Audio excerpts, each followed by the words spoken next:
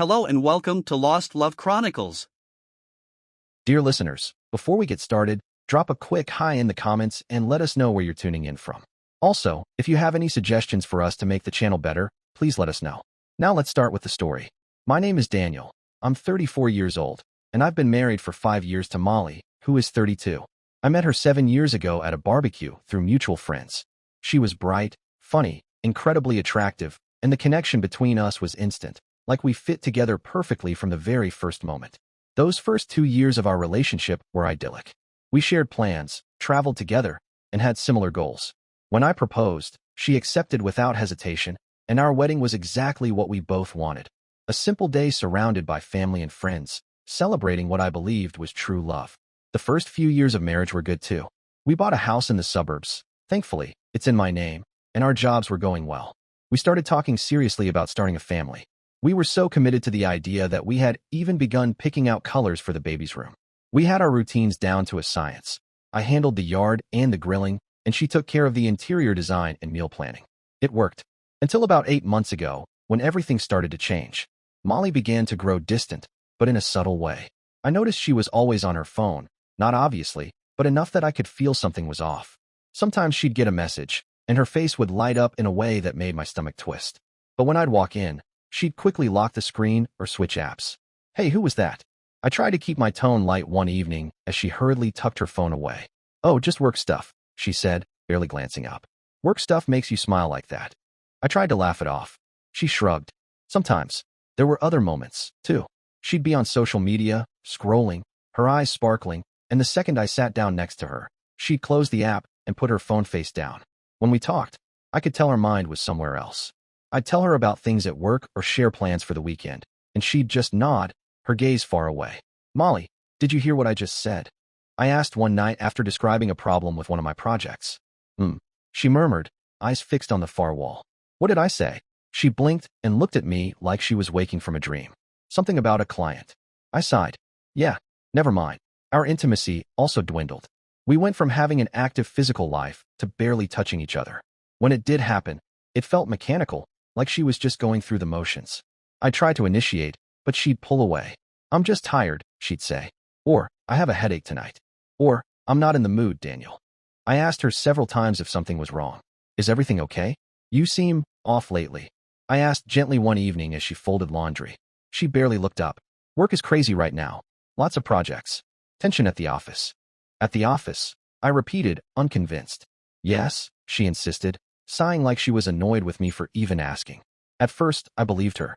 Her advertising job had always been demanding, but the distance only grew. It started to feel like I was sharing a house with a roommate who sometimes slept in the same bed. The worst part was how she acted in public. She was still the same charming, friendly Molly everyone adored. She would hold my hand, laugh at my jokes, and play the part of the perfect wife. But the moment we got home, she would revert to that absent state. What I didn't know was that Molly was getting constant advice from her best friend, Clara, a single woman who, from what I'd seen, seemed to have a rather bitter view of marriage. Clara thrived on drama, and I swear she couldn't stand to see other people happy. Apparently, she'd been putting ideas in Molly's head about living her best life and not settling for a routine. One day, Molly suggested we go to couples therapy.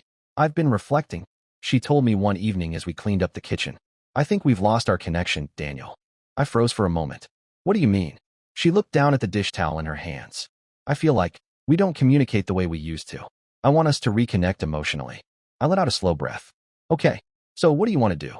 I think we should see a therapist, she said carefully, studying my face. Just talk things through with someone professional. Honestly, I was relieved. Finally, she was admitting something was wrong and actually wanted to fix it. She found the therapist, Dr. Moreira, who specialized in couples therapy. Her office was in one of those buildings packed with psychologists and therapists. The type of place that had a faint whiff of this is where broken people get fixed. I guess that should have been a red flag, but at the time I didn't see it. The first session was awkward. We sat on a beige couch across from Dr. Moreira, who had a calm, collected presence. She looked to be in her 50s, professional and steady, scribbling notes as we spoke. So, she began, why are you here today? I cleared my throat. I think we're struggling to stay connected. There's distance between us. Molly nodded quickly. Yes, I want to communicate better. I feel like we don't really see each other anymore. I glanced at her, surprised. It was the most honest she'd been in months. Dr. Moreira nodded. Let's start with the basics. How long have you been together? What first attracted you to one another? When did you first notice something was wrong? Molly looked nervous, fiddling with her ring. But she spoke. I think we lost track of each other after a while. Life got busy. I added, I noticed about 8 months ago. Things just shifted. What I didn't realize then was that Molly had been rehearsing these sessions with Clara. Her friend had convinced her that therapy was the perfect place to be brutally honest without consequences, repeating to her over and over that she had the right to be authentic, to never suppress her emotions for anyone. In the second session, we focused on our communication patterns. Dr. Moreira had us do these repeating exercises where we'd restate what the other person had just said to see if we truly understood. I'm fine, Molly had said in a practice scenario. And I repeated, you're fine. Dr. Moreira stepped in. Daniel, do you think that's what Molly really means? I paused. Maybe she's not fine. Molly gave a sad little smile. Yeah, I'm usually not fine. It was eye-opening, honestly, realizing how many signals I'd been missing. And Molly learned something too, that my silence didn't mean I was angry, but that I needed time to process. In the third session, we talked about balancing work, life, and marriage. I explained how my fear of us drifting apart was eating at me, and Molly opened up about how overwhelmed she felt at work. It just feels like too much sometimes, she admitted, wiping a tear away. I don't want you to go through that alone, I told her, reaching for her hand. At home, it seemed like we were starting to make progress. We talked more, spent quality time together, and even our intimacy began to regain some of what we'd lost. Dr. Moreira kept encouraging us, repeating one phrase so often it stuck in my mind. Authenticity is the foundation of intimacy.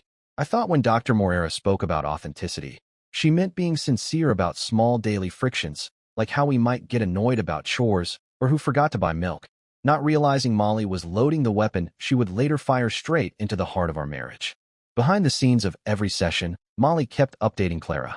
Her friend, ever the self-appointed champion of true freedom, pushed her to go further, to question if she was really happy. Clara repeated her mantras like some kind of poison. You only get one life, and you shouldn't live it suppressing your true self for anyone.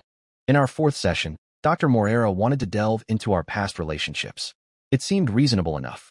I went first, talking about 2 girlfriends I'd had in college, how they taught me what I was looking for in a stable partner. Then it was Molly's turn. I could see her take a deep breath, her shoulders squaring as if she'd been preparing for this for a long time. A chill prickled down my neck. She started talking about Jordan, her ex-boyfriend from college. We dated for 3 years, she began, her voice weirdly soft, almost reverent. We broke up when he moved across the country for a job opportunity. The way she said his name, Jordan, it was like she was reciting a prayer. My heart started pounding. She kept going, her eyes distant. Jordan was my first real love, she said, her tone almost dreamy. That relationship taught me what a true connection is, what it means to be completely consumed by someone. I felt a cold weight in my stomach. We'd talked about exes before, of course, but never like this. Never with that tone. Dr. Moreira leaned forward gently. How did the end of that relationship affect you, Molly? A standard therapy question. Nothing earth-shattering. But then Molly turned to me, directly, not at the doctor, not at the floor, straight at me. Her eyes were clear, unwavering. I think about him every day. The room fell completely silent. I swear the ticking of the wall clock got louder. I blinked, convinced I'd misheard. What? I croaked. She didn't look away. If anything, she seemed to grow steadier. I married Daniel because he's stable, kind, and I knew he would be a good father, but I never got over Jordan. It was like she dropped a live grenade between us. My mouth was dry. Are you saying you settled for me? She nodded slowly. I love you, she went on, her voice heartbreakingly calm, but not in the way you should be loved. Not in the way you deserve to be loved. You're safe, dependable, and I thought that would be enough. But Jordan, he was passion. He was everything you're not. My pulse roared in my ears.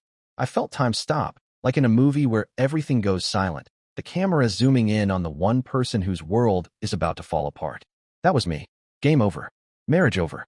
My life as I knew it had just collapsed. Dr. Moreira tried to intervene, leaning forward with that calm, trained voice. Molly, Daniel, honesty is the first step toward healing, she said, trying to gather the pieces, trying to soothe what had just shattered. But I wasn't listening. My wife had just confessed that our entire marriage, every second of the last 5 years, had been a lie. While I thought we were building a future together, she'd been thinking about another man. Every anniversary, every trip we took, every conversation about having kids, she was comparing me to him, and I always came up short. Every time we were intimate, Every time she said I love you.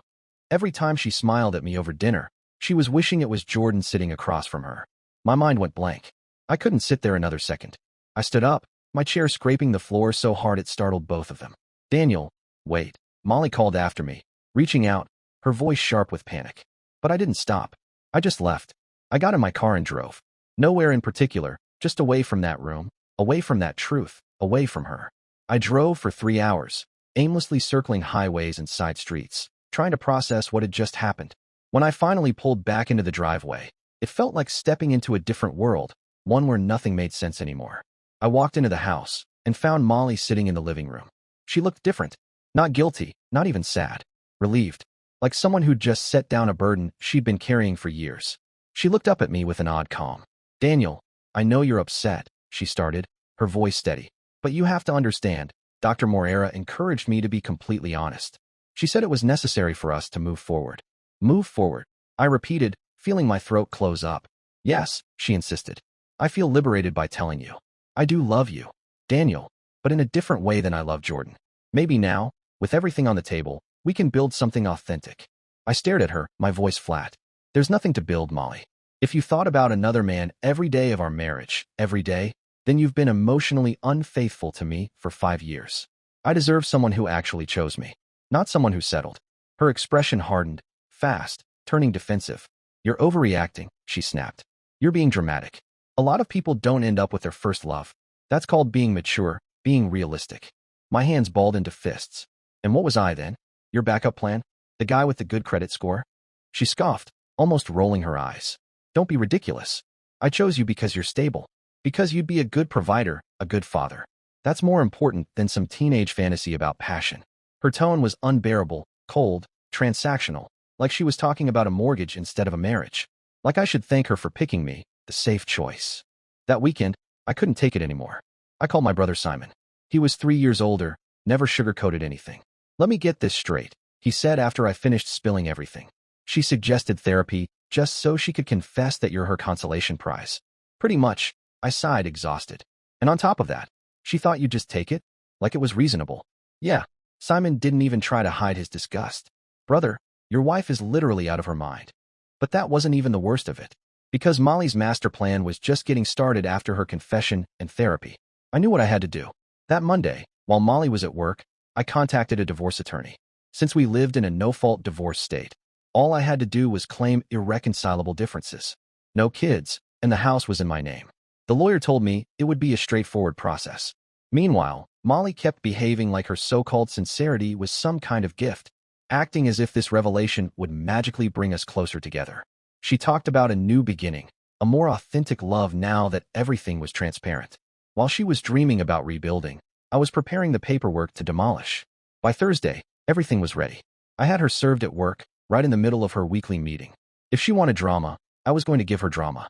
I was at Simon's house when she called, her voice screeching through the phone. What the hell is this, Daniel? I took a slow breath. Divorce papers. I think it's pretty self-explanatory. You can't just divorce me like this.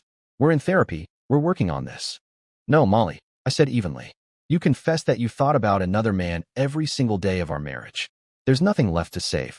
She broke down, sobbing into the phone. You're being impulsive. You should give the process a chance. Therapy is about confronting difficult emotions, not ending the relationship. I was only being honest, like the therapist instructed. I closed my eyes, feeling the sting in my chest all over again. You can't punish me for being sincere, she cried, gasping between tears. Telling you I settled for you was an act of courage. You should be grateful. Simon, who'd been listening with a disgusted look on his face, snatched the phone out of my hand. Hey, Molly, Simon here, he said, voice cold and measured. Just a quick question.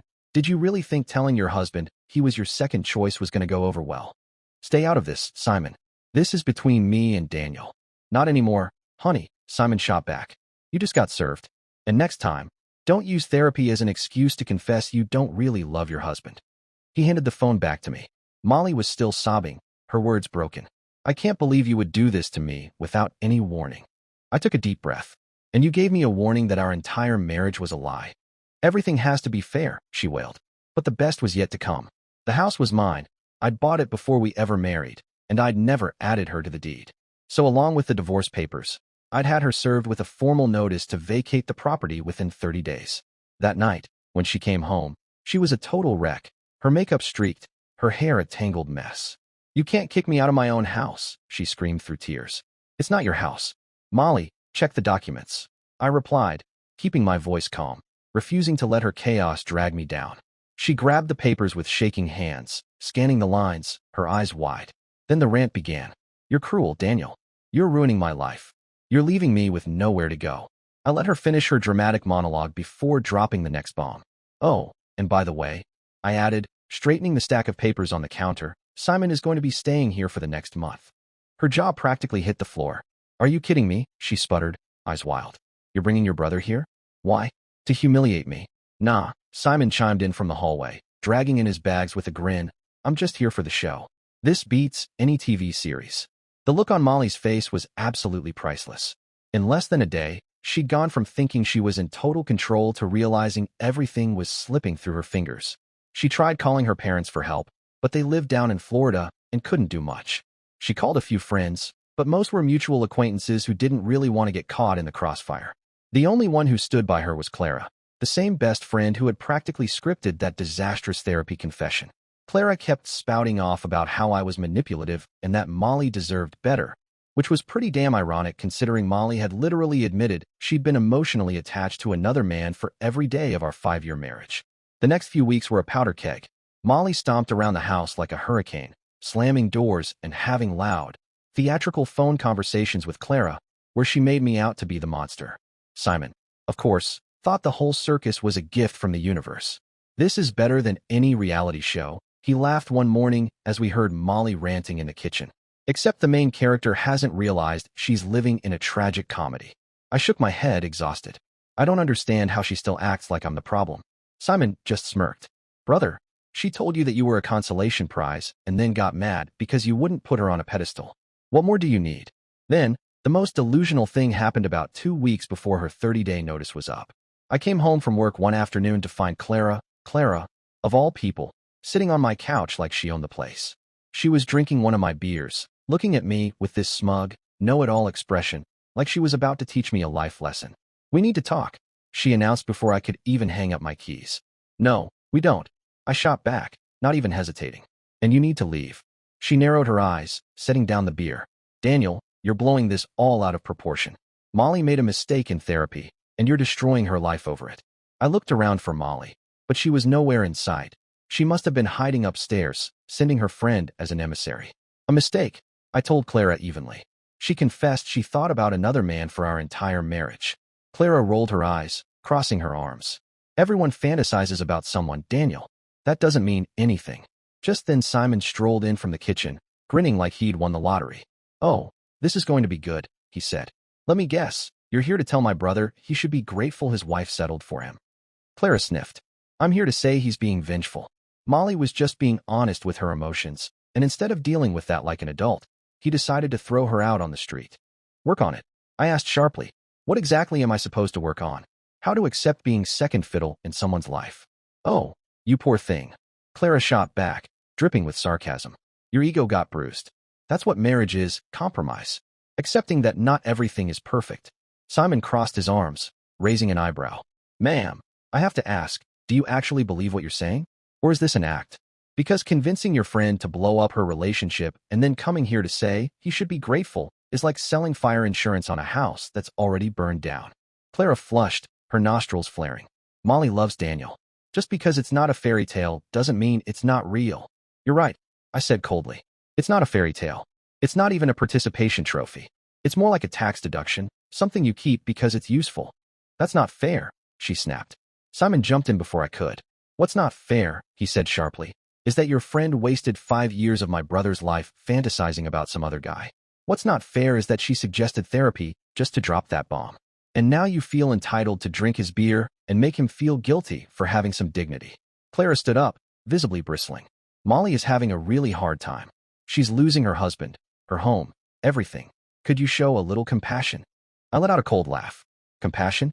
Where was her compassion when she was comparing me to her ex for 5 years? "She didn't want to hurt you. She was just being honest," Clara insisted. I spoke calmly, walking toward the door. "Get out of my house." Her eyes went wide. What? You heard me. I said flatly. Get out. Now. You can't kick me out. I'm Molly's friend. This is my house. I reminded her, my tone like ice, and I can kick out whoever I want. You have 30 seconds before I call the police. Clara looked around, clearly expecting Molly to swoop in and defend her, but there was nothing Molly could do. She was already being evicted. This is absurd, Clara yelled, snatching up her purse, her voice cracking as she looked toward the stairs. Molly, you don't have to put up with this abuse. Abuse? Simon interjected with a laugh, shaking his head. You're in the home of a newly divorcing man telling him he should be grateful his wife never loved him. The only thing being abused here is our ears. Clara went red in the face, grabbing her purse with a huff. Molly, call me. We'll figure something out, she shouted before slamming the door so hard the frames rattled. Molly was on me immediately. That was uncalled for, she hissed. Clara was just trying to help. Help? I shot back. By telling me to be grateful for being your second choice? That's not help, Molly.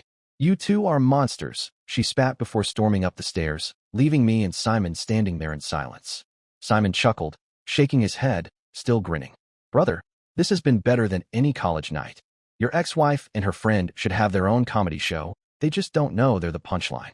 I managed a tired laugh, but deep down I was worn out. But Molly wasn't finished. Of course she wasn't.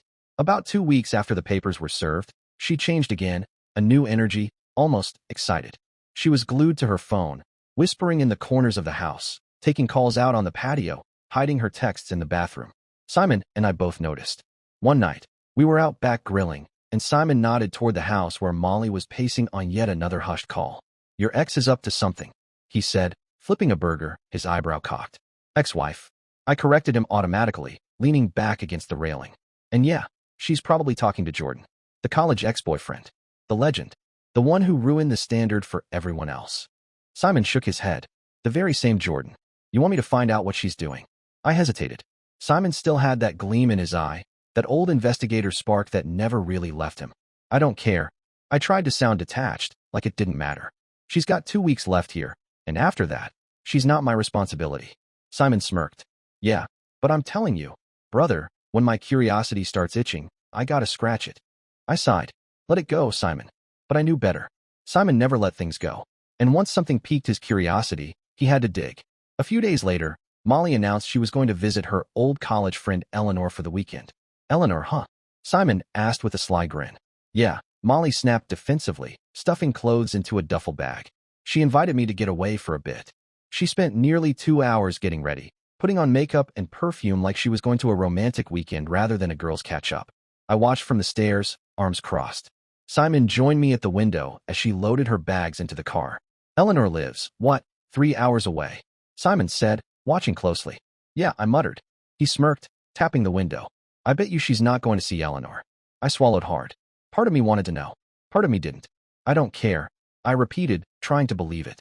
It's not my business anymore. Simon snorted. Come on, man. You really don't want to know who this amazing guy is who ruined your marriage. The truth was, I was curious, but I was trying to leave it behind. Simon, on the other hand, had no such restraint. So he decided to follow her, keeping a good distance using the old skills.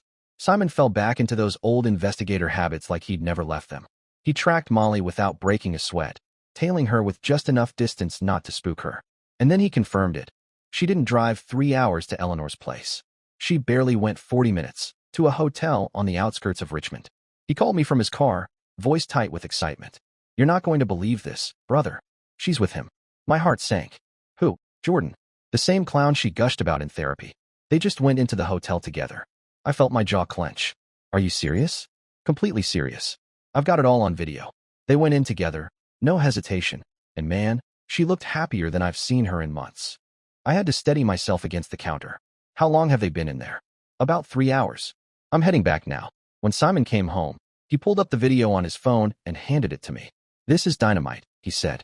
Your ex just had an affair with a married man, and we have it all on tape.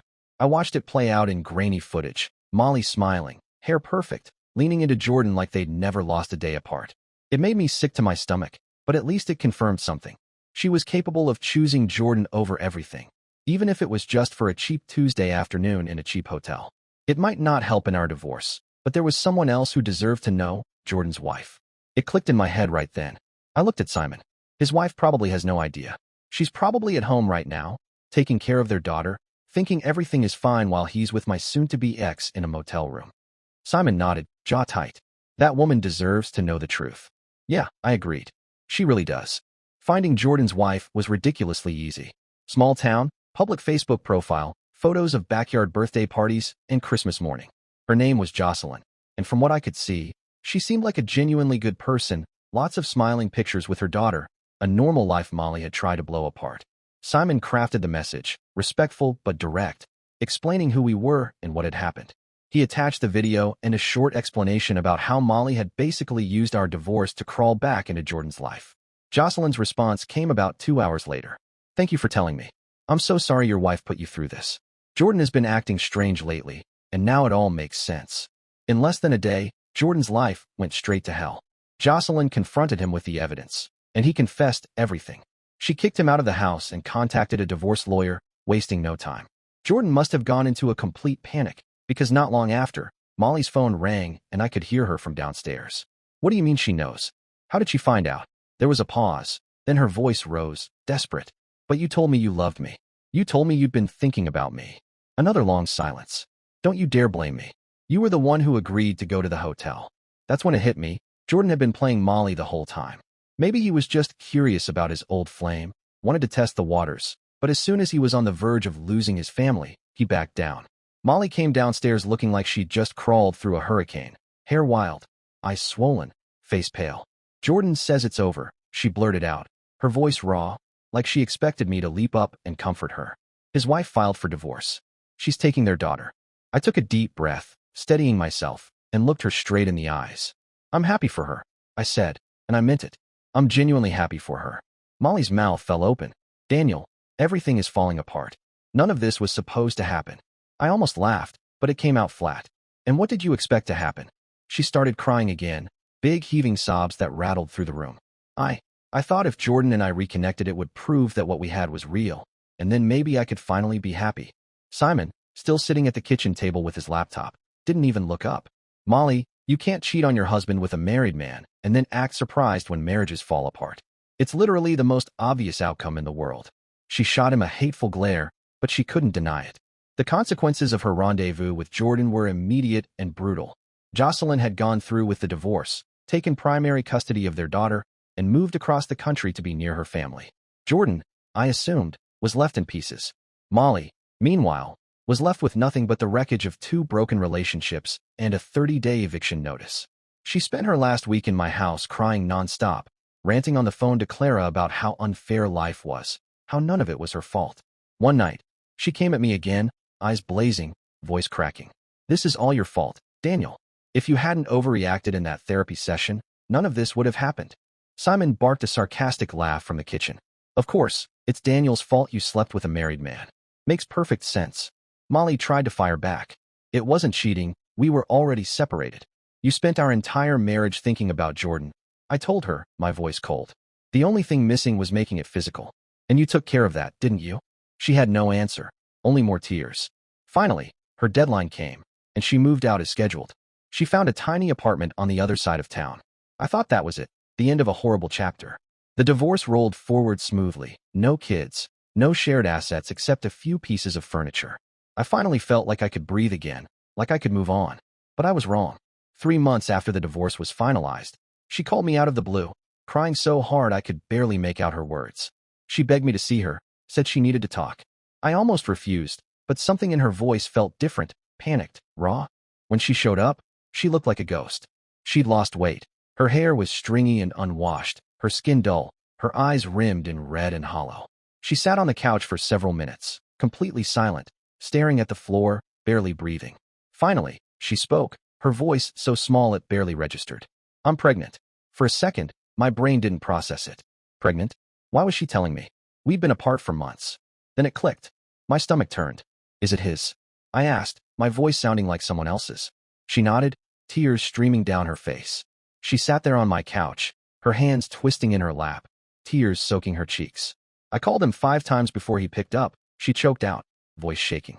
When I told him about the baby, he said it was my problem, that he never should have seen me at that hotel. He told me if I ever contacted him again, he'd get a restraining order. I felt something inside me twist, not sympathy, just a dull, tired horror at how far she'd fallen. Jordan hadn't just destroyed her fantasy. He'd left her twisting in the wind, alone with a baby he wanted no part of. I swallowed hard, trying to keep my voice calm. "Why are you telling me this, Molly?" She looked at me, eyes wild, desperate. "Because I don't know what to do," she sobbed. "I can't raise a baby alone, Daniel. I can't even pay my rent on my salary. I've ruined everything."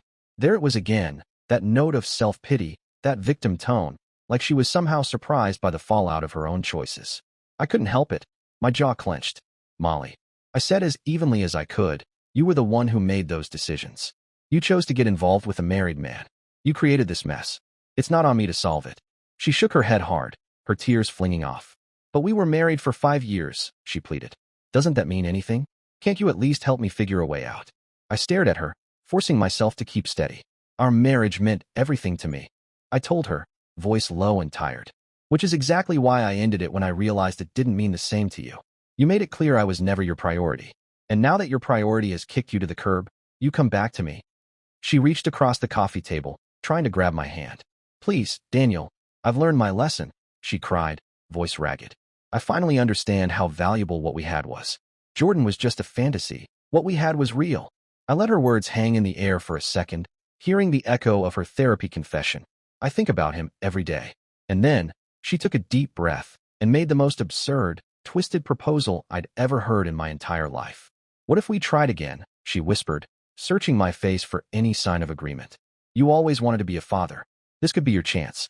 We could raise the baby together, start over." I blinked at her, unable to even process what she was suggesting. "Are you asking me to raise a child that isn't mine?" I asked slowly, trying to make sense of it. "The same baby you conceived while destroying another marriage." She wiped her eyes, nodding frantically. "The baby isn't to blame for anything, Daniel. And Jordan wants nothing to do with us. You could be the father she needs. You are completely out of your mind." That's when she exploded. She started screaming, her voice shrill and cracking. "You're selfish. Heartless. You're abandoning me at my lowest point. If you ever truly loved me, you'd be willing to help me." I didn't flinch. I'd heard enough. "Molly," I told her as calmly as I could, "the most loving thing I can do for you right now is to stop feeding your delusions. This is your responsibility. You have to own it." She stood there breathing hard, eyes blazing, tears streaming down her face, but I didn't waver. Eventually, she grabbed her purse and stormed out, slamming the door so hard the pictures rattled on the wall. After she left, I called Simon to tell him everything. He whistled on the other end of the line. "Brother, your ex-wife might be the most out-of-touch person I've ever met, and I've met some truly unhinged people," he said bluntly. That was it for me. I changed my phone number and made it crystal clear through my lawyer that any future communication would have to go through legal channels. I refused to keep being her emotional support system while she tried to dodge the consequences of her choices. But apparently, even being pregnant and alone wasn't enough punishment for Molly. It's been over a year since everything blew up, and I think it's finally time to share how it ended. 6 months ago, her daughter was born, a little girl she named Eleanor. She was alone in the hospital except for her mother, who had flown in from Florida. Jordan wanted nothing to do with the child. Many of Molly's old friends had distanced themselves the moment they found out about the affair and the pregnancy. Even Clara, the same friend who had cheered her on to live her truth, vanished when reality hit. It's easy to play life coach when you don't have to pay the price. Now Molly lives in a small apartment, struggling to juggle work and motherhood, buried under a mountain of debt after selling her car to keep afloat. The court ordered Jordan to pay child support, but after losing his job during his own divorce and taking a much lower-paying position, there was almost nothing left for Molly to get. As for me, I'm better than ever. I've been dating someone for the last 4 months, Camille, a teacher I met through a friend. She's honest, stable, affectionate, and, above all, she makes me feel like I'm her choice, not some backup plan.